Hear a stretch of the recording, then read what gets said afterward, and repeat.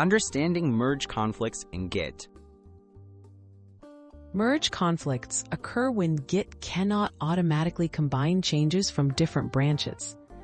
This usually happens if the same lines in a file have been modified in both branches.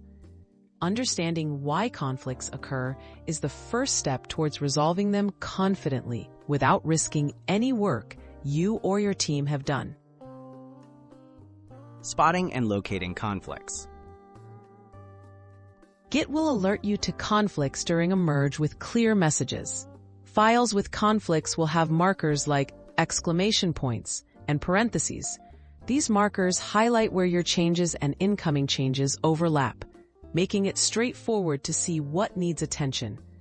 Always check Git's output or use Git status to list conflict files. Manual resolution, editing and choosing changes.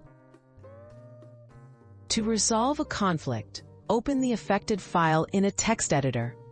Review the conflicting sections and decide which changes to keep. You can combine the changes, choose one, or rewrite the section. After editing, remove the conflict markers, save the file, and make sure it works as expected. Marking conflicts as resolved. Once you've finished editing to resolve the conflicts, use Git add on the fixed files to mark them as resolved. After all conflicts are marked, complete the merge process with Git commit. This records the conflict resolution and merges the branches cleanly into your project history. Tips for preventing future conflicts.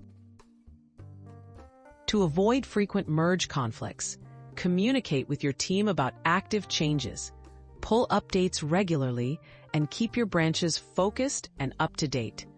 Using clear commit messages and reviewing changes before merging can help minimize confusion and catch potential issues early.